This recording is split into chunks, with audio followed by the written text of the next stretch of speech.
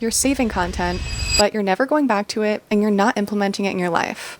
I know it makes you feel like a failure, but I'm going to tell you why it's actually not your fault. I'm Catherine, and this is another episode of Understanding Your Overwhelmed Brain. When you have a good piece of content that you want to go back to, a lot of us will send it to ourselves or add it to the saved folder on the app.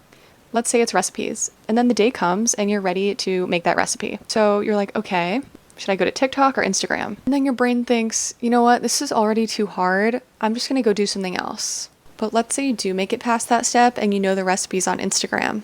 What happens in that scenario? We open the app and we fall into the social media black hole. And we're scrolling and the recipe never gets done. You've been trapped again. Sound relatable? This was happening to me all the time. These things in between the version of you who wants to use content and the version of you who is using their content are points of friction. It's not your fault. These are things that slow down your brain and make it really hard to proceed on accomplishing a task. Even if you really want to, even if you really wanted to make that recipe, the more points of friction that build up, you're just going to give up. But the good news is the 2 points of friction we talked about are pretty simple. First was scattered information and decision fatigue. Your brain hates it, so centralize information. Give your brain one place to go for recipes. The minute it has to decide where, you're going to give up. Second point of friction we talked about, the black hole of social media. This is something that even those of us with the most willpower cannot fight.